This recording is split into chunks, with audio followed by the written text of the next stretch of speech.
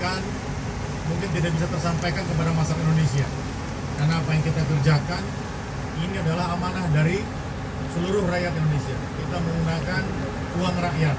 Kapal ini dibeli dari uang rakyat.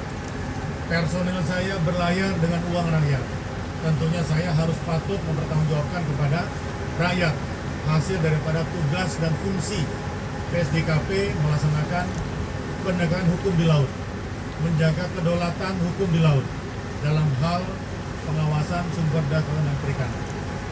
Nah, pada momen ini alhamdulillah saya sebagai pejabat baru tentunya langsung berkonsolidasi didampingi oleh Direktur Pengawasan Operasi Armada sebagai tugas dan fungsi PSDKP melaksanakan pengawasan dalam sistem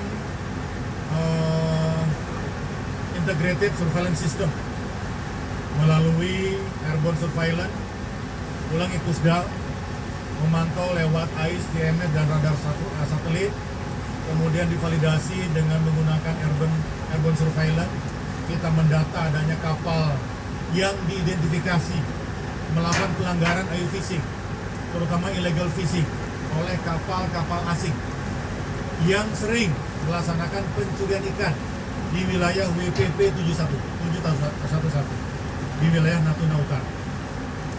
Dan boleh saya yakinkan lagi di sini dengan penuh kebanggaan saya, alhamdulillah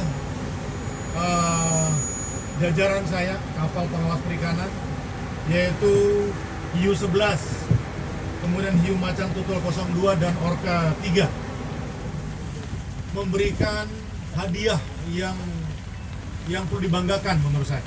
Ini para nahoda kaptennya memberikan hadiah bagi kemerdekaan ulang tahun kemerdekaan Indonesia yang ke-76.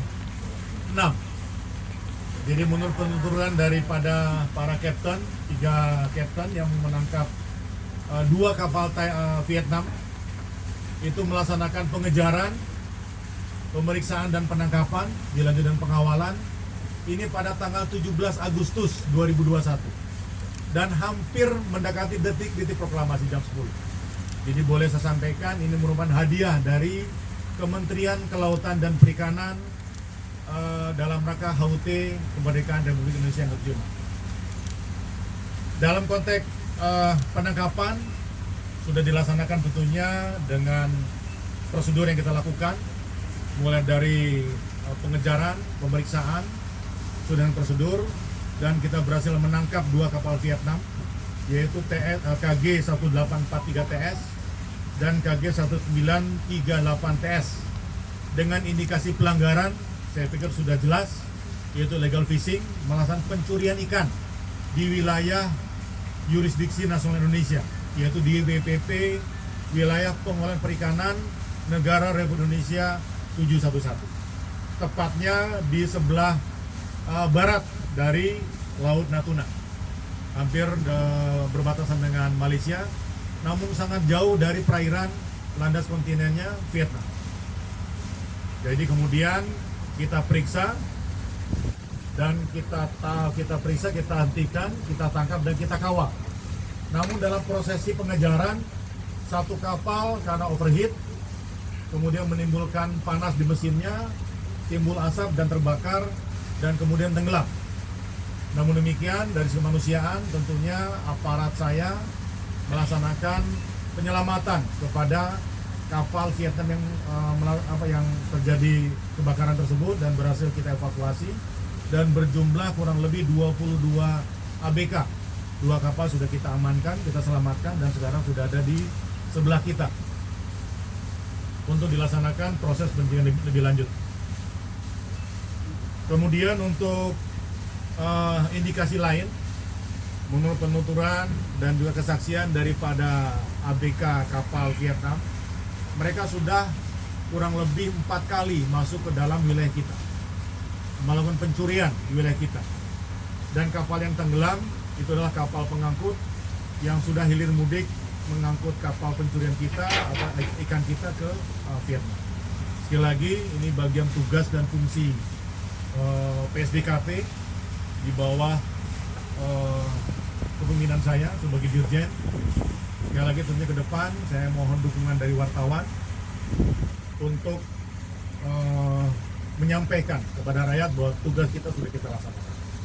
Dan ke depan Menteri Kelautan Perikanan memiliki terobosan, yaitu dalam rangka